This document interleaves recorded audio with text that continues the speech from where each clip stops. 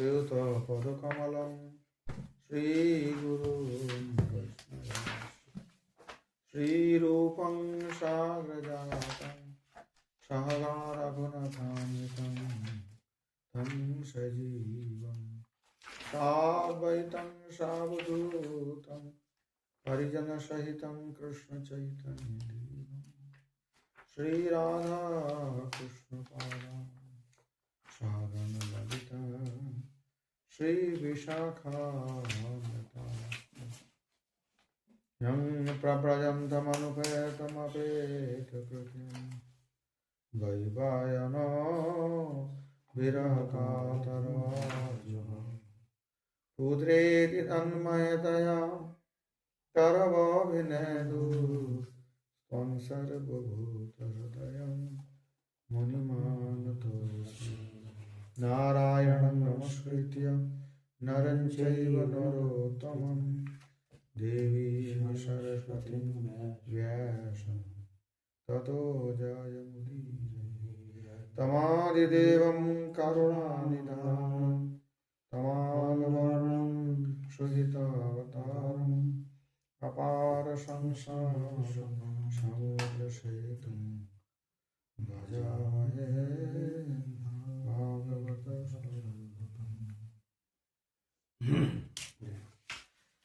हरि ओम नैमिषे निमिषक्षेत्रे ऋषयः शौनकादयः छात्रं स्वर्गाय लोकाय सहस्रसमाश्रित तैकदा तु मुनयः प्रातर्हूतहुताग्नयः सत्कृतं श्रुतमासीनं पप्रच्छोरिदमादरात् ऋषयोऽचुः त्वया खलु पुराणानि चेतिहासानि चानघ आख्यातान्यप्यधीतानि धर्मशास्त्राणि यान्युत यानि वेदविदां श्रेष्ठो भगवान् बादरायणः अन्ये च मुनयः श्रुत परावारविदो विदुः वेद्यत्वं सौम्य तत्सर्वं तत्त्वतस्तदनुग्रहात् ब्रूयुः श्रीघर्षशीर्षस्य गुरवो गुह्यमव्ययम्। ओंकार से प्रारंभ है, हमारे आचार्य जैसे कहे हैं, परंतु अभी जो भागवत का जो संस्करण मिलता है, एक गीता प्रेस वाले कहते हैं कि हमें 600 साल पुराना लिखा हुआ कोई हस्तलिखित प्रति मिला, उसके आधार पर गीता प्रेस ने छपवाया। उसके बाद खूब संभव मेरे ख्याल से निर्णय सागर प्रेस या वेंकटेश प्रेस मुंबई में उनका कोई पोथी मिला लिखित हस्तलिखित, वो 700 साल के पुराना ऐसे बताया जाता। उनके साथ इनके थोड़ा पाठभेद भी है, परंतु जो 700 साल के पुराना है, जो वो देखो मतीलाल बरारखीदास का जो एडिशन मोटा सा पढ़ता हूँ, वो उसी का पाठ फॉलो किया है, परंतु उसमें कहीं कहीं खंडित था ऐसा बताते हैं। तो जो खंडित था यहाँ से लिया है, परंतु एक बात समझो, ये अभी की बात है। हमारे आचार्य विश्वनाथ चक्रवर्ती पाद जी, गोस्वामी जी आदि जब टीका लिखे हैं, आज की बात तो है नहीं। विश्वनाथ चक्रवर्ती पाद भी 250-300 साल पहले के थे, और जीव गोस्वामी जी और 100 साल पहले, 450 साल समझो, 500 भी ना पकड़ो, 450 तो है ही। उस समय उनके हाथ में जो पुस्तक उपलब्ध था और पुराना पुथी था। अभी गीता प्रेस के पास 600 साल के पुराना हस्तलिखित प्रति है, और वेंकटेश प्रेस के पास 700 साल के भागवत के हस्तलिखित प्रति है। परंतु हमारे पूर्वाचार्य जीव गोस्वामी जी ने जब भागवत पढ़े हैं या लिखे हैं, उनके व्याख्यान, उनके पास जो पुथी था वो तो 450 साल पहले लिखे हैं। तो हो सकता है और कोई प्राचीन पुथी उनका मिला होगा, जो कि अभी सुलभ नहीं है। हस्तलिखित प्रति कितना चल रहे थे तार के पत्र में, तो उन्होंने जो लिखा है हम उसी को मानेंगे। ये ओमकार से शुरू है। ओम नैमिषे निमिष क्षेत्रे ऋषयः शौनकादयः। गीता प्रेस के गीता में एक श्लोक कम लिखा जाता है 700 से। त्रयोदश अध्याय के वहाँ अर्जुन उवाच वो श्लोक नहीं है, प्रश्न परंतु हमारे आचार्य ने लिया। मैंने जब मध्व संप्रदाय के वो देखा वहां पे वो है, तो उसका मतलब क्या है? गीता पे जिस भागवत एक कॉपी से या महाभारत की उससे किया है उनमें नहीं था होगा। इसका मतलब नहीं कि प्रामाणिक नहीं। माधवाचार्य 800 साल पहले क्या गीता पे 100 साल बने हैं। जब माधवाचार्य के एडिशन में वो मिलता है, अब आप बोले थे ना वो प्रश्न है त्रयोदश अध्याय की एक श्लोक में, तो गीता 700 श्लोक ही है। हमारे आचार्य उनको माने नहीं, हम तो माधव गौड़िया है, हमारी परंपरा में वही चल रही है। जो पाठ माधवाचार्य ने स्वीकार की है, उन्होंने कोई प्राचीन प्रति से ही तो मिला उनका। तो इसलिए जो पूर्वाचार्य ने जैसे किया हम लोग उसको फॉलो करेंगे। झगड़ा में हम नहीं जाना चाहते हैं, क्योंकि 500 साल पहले जो पुस्तक जीव गोस्वामी जी के पास उपलब्ध था वो हो सके आज से 1000 साल पहले का होगा, जो कि बाद में नष्ट हो गए। तो ये लोग 600 साल के बोल रहे हैं तो अर्वाचीन है, प्राचीन तो उतना नहीं है। तो इसलिए ओम नैमिषे निमिष क्षेत्रे ऋषयः शौनकादयः, ओंकार से शुरू है। ये देखो वंशीधर की भावार्थ दीपिका में भी ओंकार का यहाँ उल्लेख किया है। वंशीधरी टीका नवीन टीका है, देखा जाए, क्योंकि उन्होंने जीव गोस्वामी विश्वनाथ चक्रवर्ती कोटेशन दिए है। मथुरा निवासी कोई भावार्थ दीपिका प्रकाश, मतलब श्रीधर स्वामी को उसको विस्तार करने के लिए। तो उसमें देखो ओंकारश्चात शब्दश्च भागवत आरंभे पुनर्मंगलम आचरति ओम इति, अर्थात वंशीधरी टीका में जो श्लोक का फॉलो किया है उसमें तो ओंकार था। समझ में आई बात? अच्छा, आप देखो श्रीधरी टीका 4, 5, 6, 7, 8 नंबर श्लोक पे एक साथ श्रीधरी टीका दिया इसी पुस्तक में। तदेवं अनेन श्लोकत्रयेण विशिष्ट इष्ट देवता स्मरण पूर्वकम प्रारिप्सितस्य शास्त्रस्य विषय प्रयोजनादि वैशिष्ट्येन सुख सेव्यत्वेन च श्रोत्रीन् अभिमुखीकृत्य शास्त्रम आरभते। समझ में आई बात? ये जो श्लोक तीनों हम पहले चर्चा की है उसमें विशिष्ट इष्ट देवता का अनुस्मरण कर ये शास्त्र का जो विषय प्रयोजन आदि वैशिष्ट विशेषता और श्रीमद् भागवत सुख सेव्य है, कष्टकर नहीं है। शिवदम तापोत्रयन मूलनम, ऐसे करके श्रोत्रीन अभिमुखी कृत्य और पीबत भागवतं रसमालयं, सारे श्रोताओं को तीसरे श्लोक में अभिमुखी किया गया, भागवत रसपान करो, इसमें बोध मिलेगा, जब तो आदमी आएंगे, आह्वान किया गया। तो ये तीनों श्लोकों द्वारा शास्त्र वो पहले ये सब व्याख्यान करके अब शास्त्र आरभ थे। यहाँ से भागवत शास्त्र व्यासदेव जी ने शुरू कर रहे हैं। ये सारे व्यासदेव जी का, सुखदेव अभी बोलना शुरू नहीं किया। द्वितीय स्कंद में सुखदेव जी का तो चालू होंगे। समझ आई बात? प्रथम स्कंद में सुखदेव जी का एक भी वचन नहीं है, व्यासदेव जी बोल रहे सारे के सारे। नहीं, बीच बीच में और प्रसंग बताया, जैसे कुंती माता की स्तुति, वो तो समय समय पे। लेकिन ये शास्त्र जो आरभ थे व्यासदेव जी ने शुरू किए। नैमिष इति, देखो ठीक है, नैमिष इति, नैमिषे अनिमिष क्षेत्र, इसमें दो पाठ भेद भी मिलता है। एक तालव्य श होता है नैमिष, और एक ख वाले श होता है नैमिष।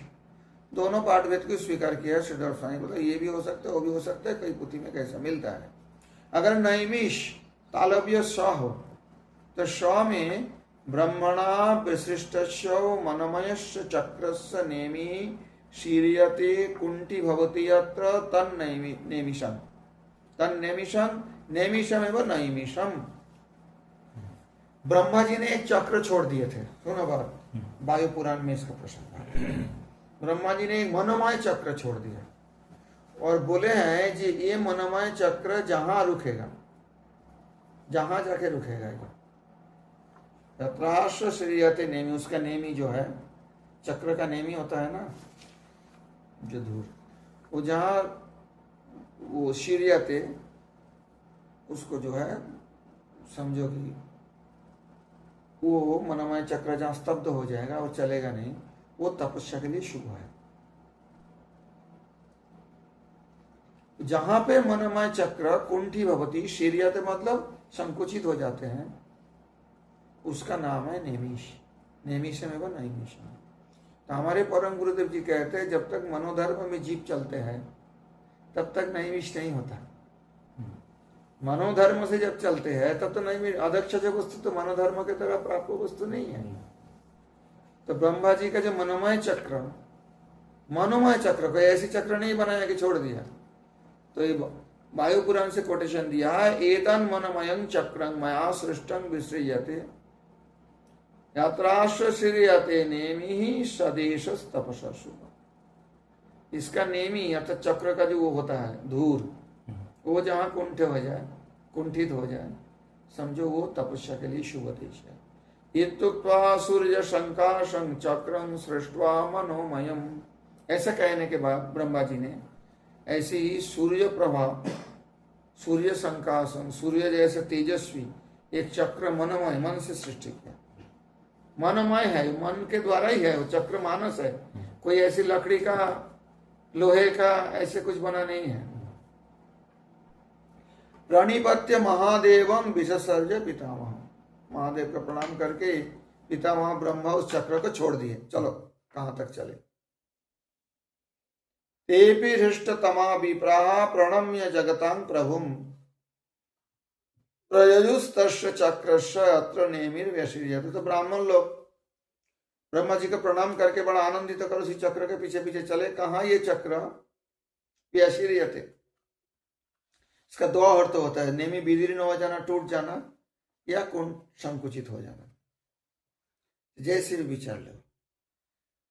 तो प्रयजुस्तस्य चक्रस्य अत्र नेमिर्व्यशीर्यते, तो पीछे पीछे जा रहे, देखा जहां वो चक्र टूट गया उसका नेमि धूरी।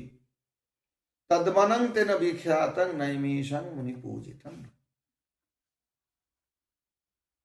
नहीं, नेमि तो दूर नहीं है, नेमि उसका वो है चक्र का, क्या बोलते हैं उसको, अरे औरा होता है ना, प्रकाश, तेज जैसा होता है, तेज और चलो वो देखेंगे।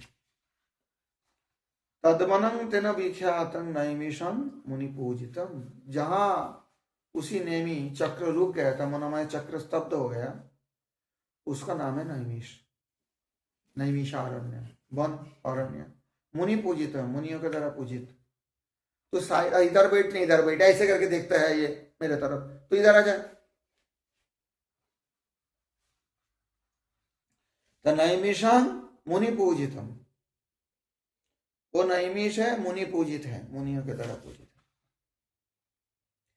नैमिष इति पाठी, अगर श वाले ख हो, खंड वाले, तो उसमें क्या होगा, ऐसी पाठ हो तो बराह पुराणोक्तम द्रष्टव्यम, बराह पुराण देखना पड़ेगा। बराह पुराण में क्या लिखा है, तथा ही गौरमुखम ऋषिपति भगवत वाक्यम, गौरमुख ऋषि के प्रति भगवान की वाक्य है, भगवान का वाक्य है। क्या कहना है, एवं कृत्वा ततो देवो मुनि गौरमुखं तदा उवाच निमिषेनेदं निहतं दानवं बलम् अरण्यस्मिन् ततस्ते तन्नैमिषारण्य संगीतम। कहते हैं, जो भगवान कहते हैं ऐसे मुनि गौरमुख से बताए, गौरमुख नाम के कोई मुनि को बताए, ये बारह पुराण में है। कहते हैं एक निमिष में निहतं दानवं बलम, दानव बल को एक निमिष में जहां वध किया गया, एक निमिष मतलब आंखें की एक पलक झपकने जितना समय। तो अरण्यस्मिन्, इसी अरण्य में, इसलिए ततस्तेपन नैमिषारण्य संगीतम, इसलिए तब से ये अरण्य को, ये वन को नैमिषारण्य कहा जाता है। ये मूर्धन्य सवाल है। भविष्यति यथार्थं वै ब्राह्मणानां विशेषकम, ऐसे बनेंगे यथार्थ रूप से, विशेष रूप से ब्राह्मणों के लिए जंगल बड़ा मोक्ष प्रदायी होगा, शुभ देने वाले हो। इति अनिमीष, अनिमीष क्या है, अनिमीष क्षेत्र, देखो नैमिषे अनिमीष क्षेत्र, नैमिष से समझ गए अब, निमिषारण्य है। ब्रह्मा जी का स्तब्ध हो गया नैमिष, अथवा भगवान ने जो एक निमिष में दानव बल के हत्या किया गया, वध किया गया, इसलिए नैमिषारण्य। अनिमिष एक क्षेत्र अलुप्त हो गया, इसलिए वहां एस जैसे लगा दिया। एकार पहले रहने से अनिमिष क्षेत्र का लोप हो गया। अनिमिष मतलब जिनके आंखों में पलक नहीं पड़ता। कौन है? भगवान विष्णु। विष्णु का एक नाम है अनिमिष। तो नैमिष क्या है? अनिमिष क्षेत्र है, तो विष्णु क्षेत्र है, भगवान विष्णु का स्थान है। समझ में आई? बोला प्रमाण क्या?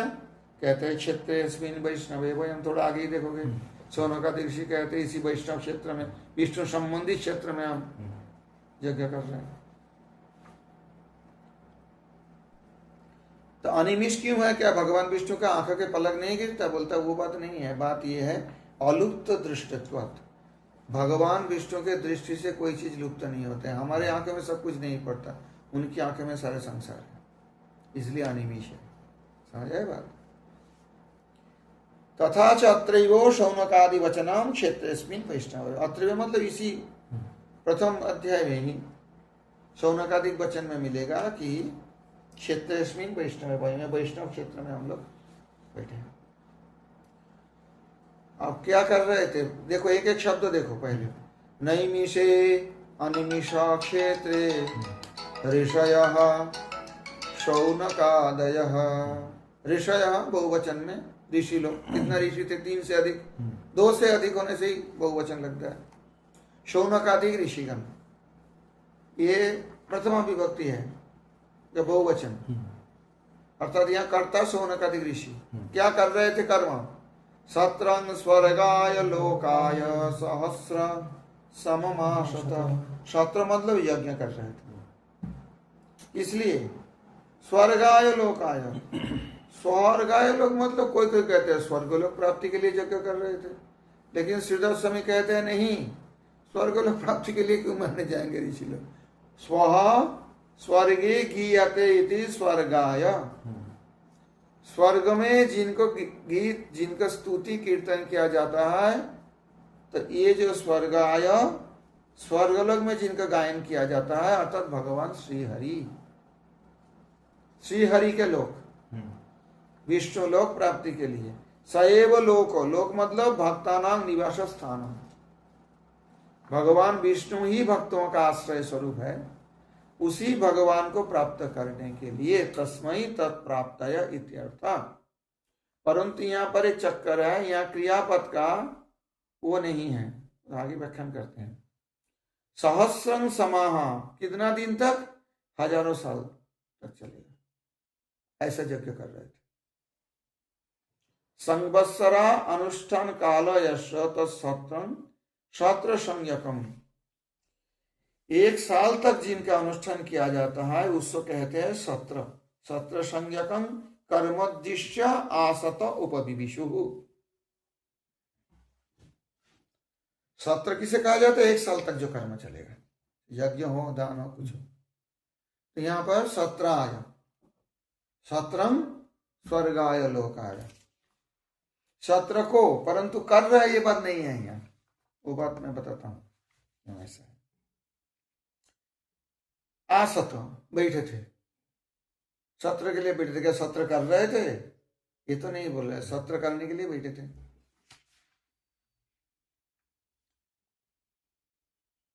कर्म उद्देश्य आसत उपविविशु, उपविशन करे थे, बैठे थे। कहा? नैमिषारण्य में। कौन बैठे थे? शौनकादिक ऋषि। किस लिए बैठे थे? सत्र करने के लिए, यज्ञ करने के लिए, हजारों साल तक यज्ञ करने के लिए। किस लिए कर्म करेंगे? भगवत लोक प्राप्ति के लिए, भगवत प्राप्ति के लिए। यद्वा आसत अकुर्वत इत्यर्थ। कहते हैं, अथवा ये अर्थ भी होता है, आसत मतलब बैठा नहीं था, कर रहा, किया था। तो कहते हैं ये तो साधारण व्याकरण के नियम से होता नहीं, बैठा था उसका मतलब थोड़ी कि कुछ किया था। इसलिए कहते हैं आलवेत निर्पपति उपयंती इत्यादि प्रत्यय उच्चारण मात्र अर्थत्वेन स्ते धात्वर्थस्य अविवक्षितत्वात्। यहाँ धातु का अर्थ विवक्षित नहीं है, बताया नहीं गया। अच्छा। क्या कर रहे थे? बैठे थे, यज्ञ के लिए बैठे थे। अरे यज्ञ कर रहे थे तो नहीं बोला, हजारों साल यज्ञ के लिए बैठे थे, तो सेंटेंस कंप्लीट कर दिया। इसमें कहते हैं जैसे आलाभेत, निर्वापति, उपयंती इत्यादि वत।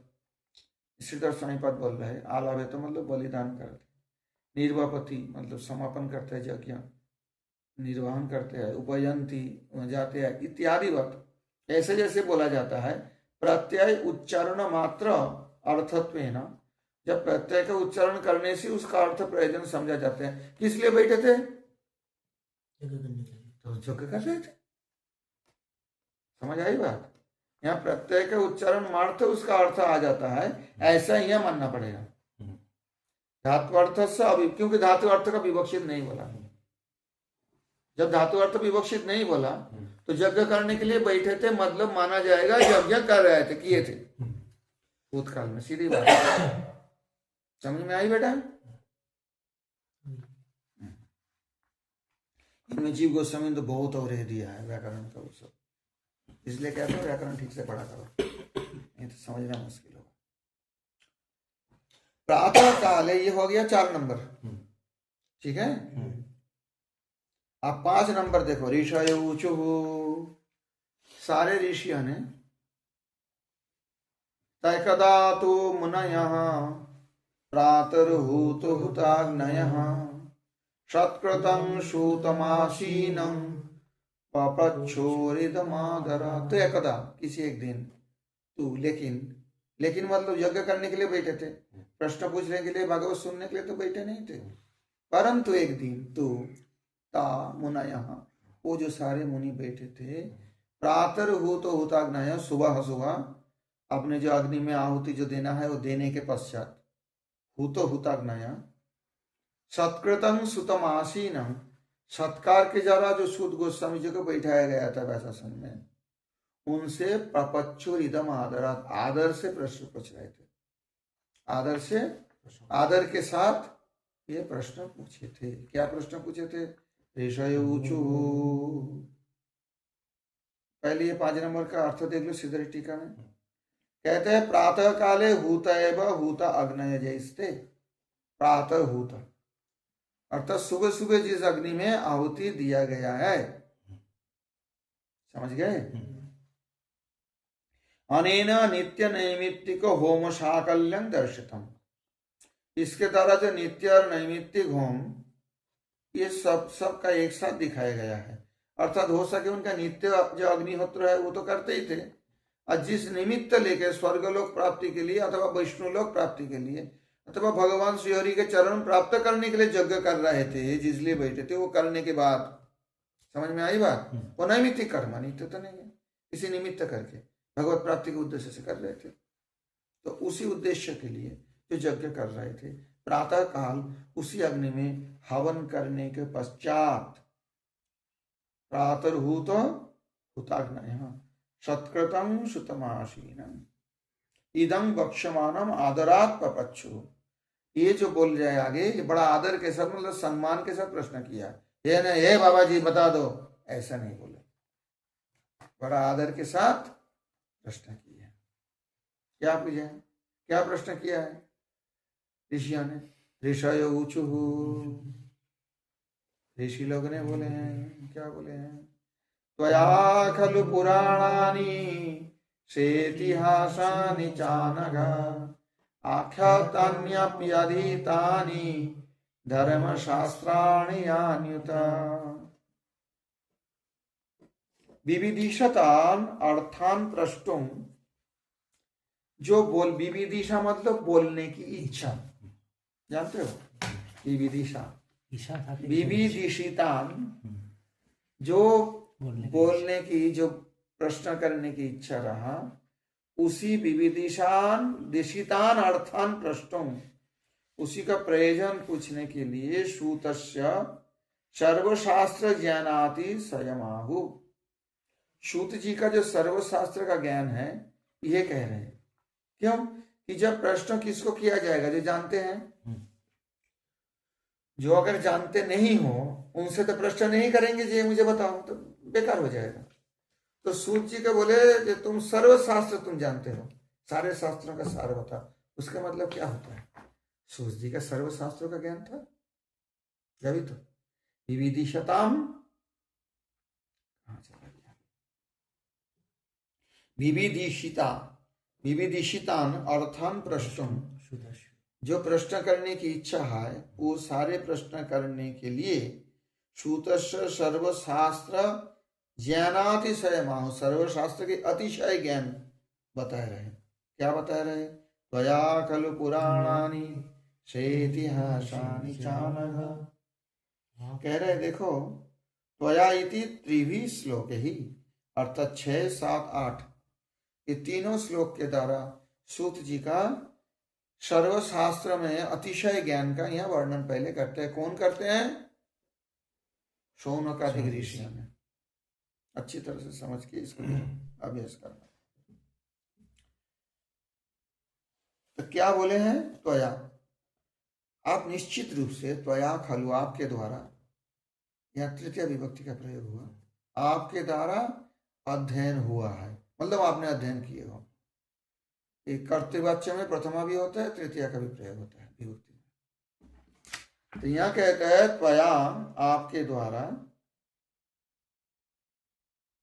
इतिहास पुराणानि स्व इतिहासानि, पुराण भी आपने पढ़े हैं और स्व इतिहास, इतिहास के साथ। इतिहास कौन है? महाभारत आदि, महाभारत इतिहास है, रामायण इतिहास है। तत्सहितानि, तो महाभारत रामायण इतिहास के सहित आपने पुराणों का अध्ययन किए हैं। वया खलु पुराणानि शेतिहासानि च अनघ, एवं च एवं अर्थ है। अनघ मतलब पाप शून्य, जिनका कोई आघ नहीं है, पाप नहीं है। अनघ पवित्र। आख्यातानि अपि अधीतानि, न केवलम अधीतानि अपितु आख्यातानि अपि व्याख्यातानि च, आपने अध्ययन भी किया है, उसका प्रवचन भी किया है। समझ में आई बात?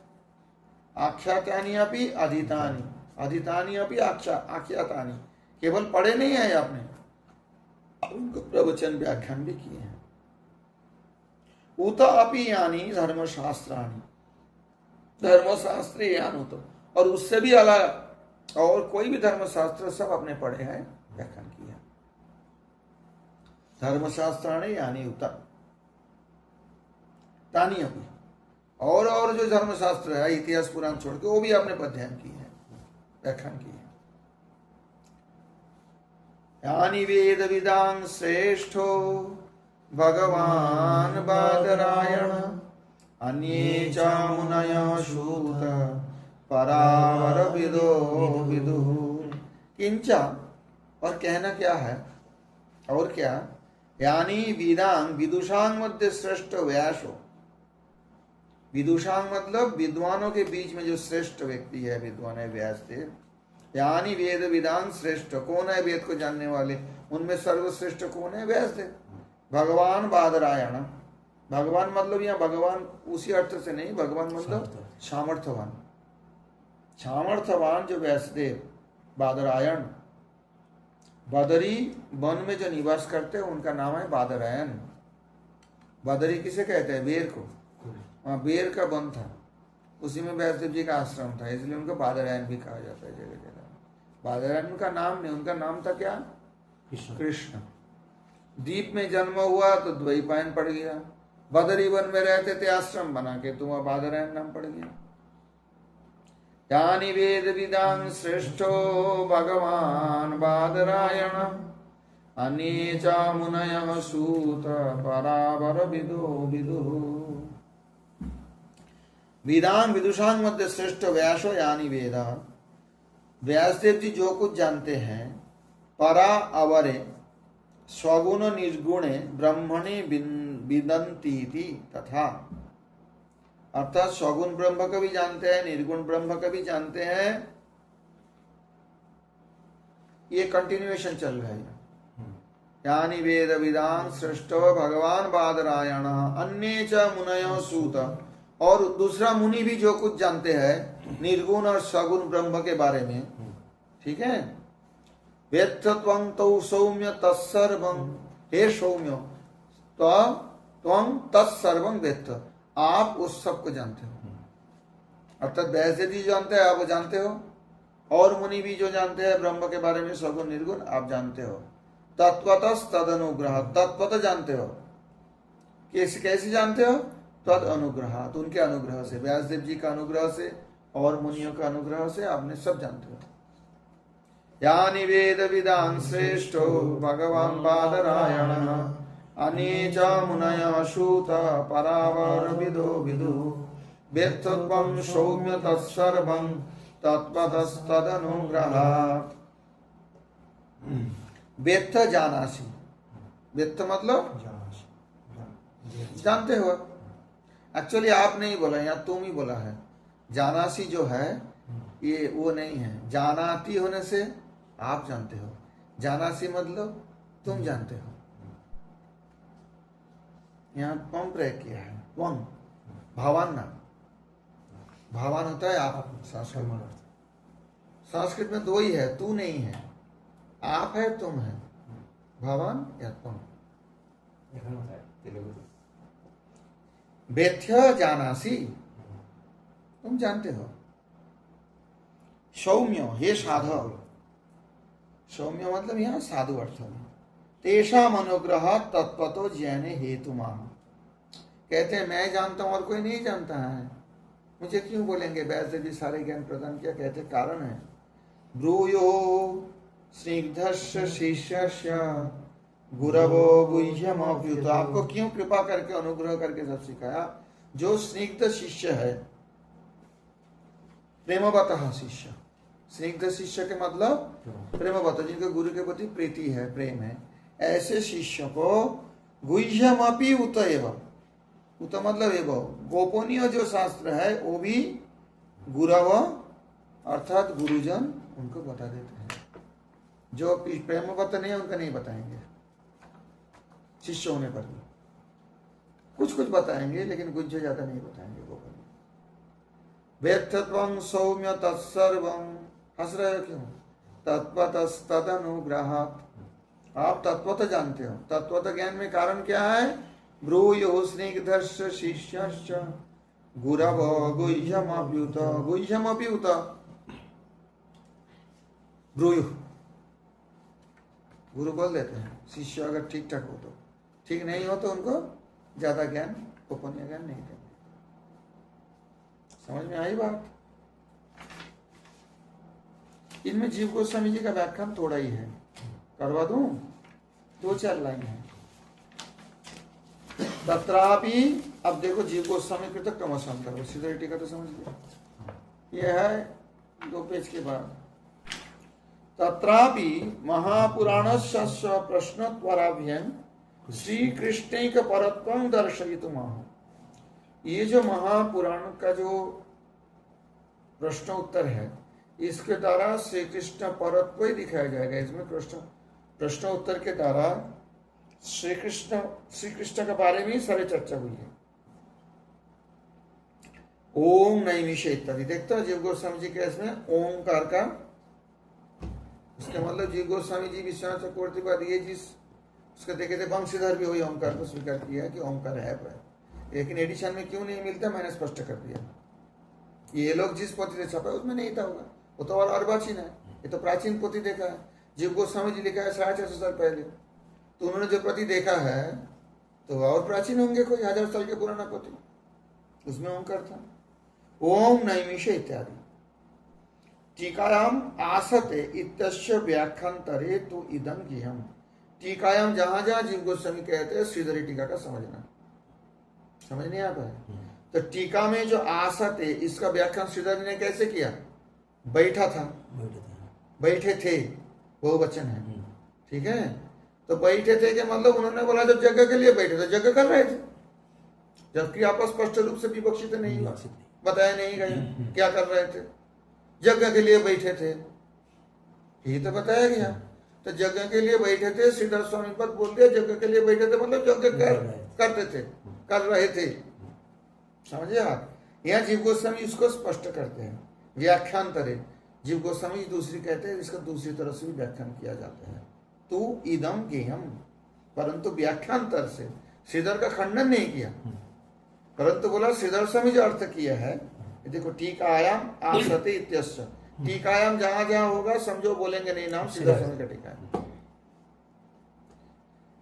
इति टीकायाम आसते इत्यस्य व्याख्यांतरे तु इदं गेयम। दूसरी व्याख्या में ये समझना चाहिए, क्या समझना चाहिए? तत्वत्वात् तत्तत्वात् तत्व धातु अर्थ, तत्व धातु अर्थ तत्र तत्र न संभवति इति धातुं विना न केवल प्रत्ययोच्चारणं न युज्यते इति प्रत्ययस्य तिवादिर अर्थ प्रयोजनं तत्र तादृशतया तीप आदि का अर्थ प्रयोजन है। प्रत्यय कैसे लगाए? राम में ती लगेगा तब राम होगा ना, तो सॉरी धातु में जो प्रत्यय लगेगा, सॉरी धातु में तीप तीप 30 जो होता है उसमें तीप जी, तो तीप लगेगा तो होगा जाना थी, ऐसे होगा यहाँ धातु में। तो ऐसा जो है टीकाया ये व्याख्यान करते हैं, ये व्याकरण कहते हैं, व्याकरण नहीं तो समझ नहीं पाओगे तुम। तद्वत् धात्वार्थ तत्र तत्र न संभवति इति धातुं बिना, अब धातु का अर्थ तो वहां संभव नहीं होता है, कुछ क्रिया तो नहीं बोला। धातु क्या होता है? जो क्रिया करते हैं, क्या करते हैं? अरे बैठो ना, तो कोई अकर्मक है, बैठे थे जगह के लिए, बैठे थे जगह कर रहे थे तो नहीं बोला। अब इसलिए जीव गोस्वामी जी कहते हैं धातुं बिना न केवल प्रत्युच्चारण न युज्यते, धातु छोड़ के केवल प्रत्यय तो उच्चारण नहीं करेंगे, ती तो नहीं बोलेंगे, तीप तो नहीं बोलेंगे, धातु के साथ तीप जोड़ेगा, भू धातु के साथ जोड़ेगा तो भवती होगा। समझ में आई बात है? भू धातु के साथ जोड़े तो भवती होगा, तो धातु बिना केवल तीप बोलेंगे कोई नहीं, उच्चारण न युज्यते तो उचित नहीं। इति प्रत्ययस्य तिवादेर अर्थ प्रयोजनम, और प्रत्यय हो तो उसको तीप आदि का अर्थ प्रयोजन होगा। तीप्तस सिप्तस्तम इब्बस्मस्तम जतासम इट बहिं महिं, तीन जो है तीन प्रत्यय धातु प्रयोजन तत्र तादृशतया धात्वर्थस्य अविवक्षितत्वात्, तो ऐसा होने के कारण जब धातु का अर्थ यहाँ बोला नहीं गया, विवक्षित नहीं हुआ, क्रिंग अर्थानुगत कर्तृवाची प्रत्ययेन क्रिंग अर्थस्तु समर्प्यते इति। अब क्रिंग प्रत्यय क्रिंग अर्थानुगत कर्तृवाची प्रत्ययेन, अभी समझ नहीं पाया था। क्रिंग अर्थगत कर्तृवाची प्रत्यय क्या होता है? पढ़ोगे नहीं व्याकरण तो कैसे समझाओ मैं इतना डिटेल्स?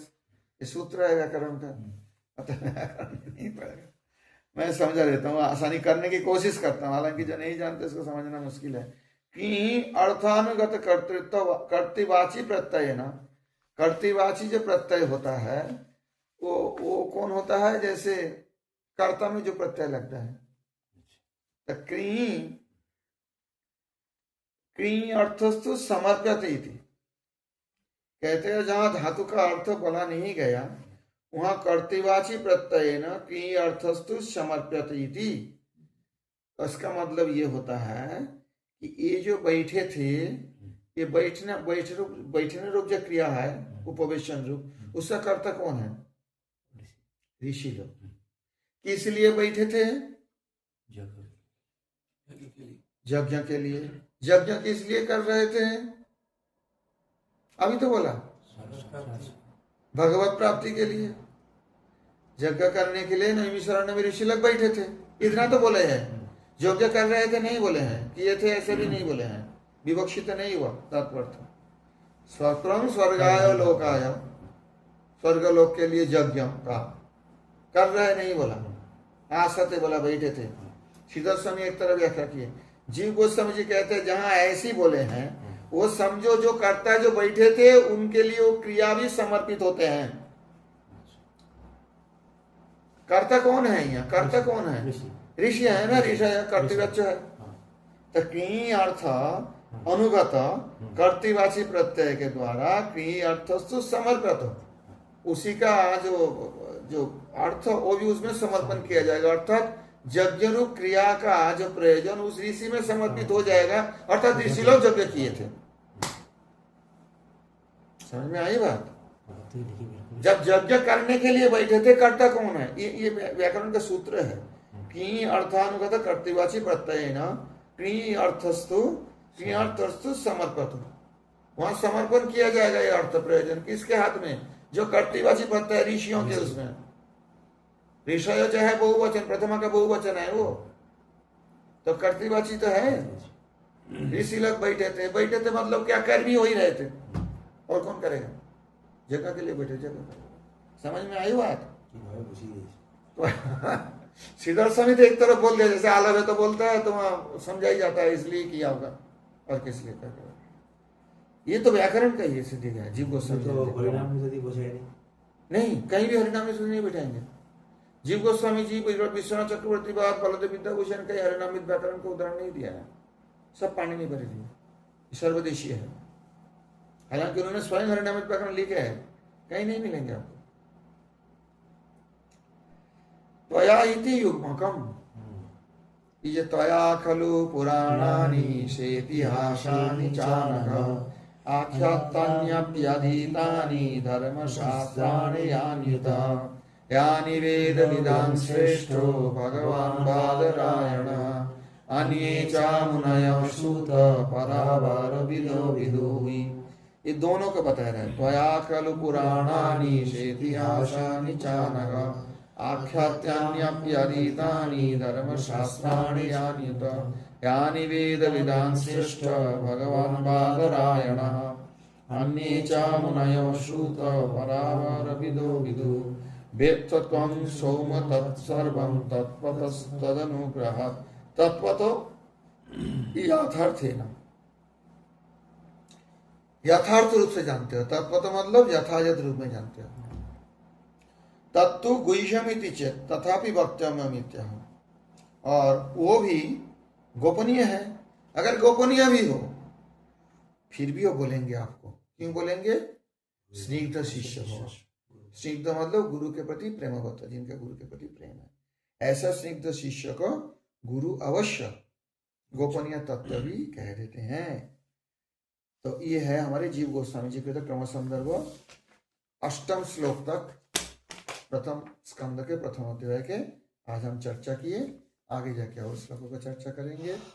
बोलिए ऋषयो ओ नैमिषे निमिष क्षेत्रे ऋषय शौनकादय क्षत्रं स्वर्गाय लोकाय सहस्र सममासत तय कदा तो मुनयः प्रातर्भूतभूताग्नयः सत्कृतं श्रुतमासीनं पपक्षोरिदमादरात् ऋषयोचुः त्वया खलु पुराणानि सेतिहासानि चानघ आख्यातान्यप्यधीतानि धर्मशास्त्राणि यान्युत यानि वेदविदां श्रेष्ठो भगवान् बादरायणः अन्ये च मुनयः श्रुता परावरविदो विदुः व्यक्तत्वं सौम तत्सर्वं तत्त्वतस्तदनुग्रहात् ब्रूयो स्निग्धस्य शिष्यस्य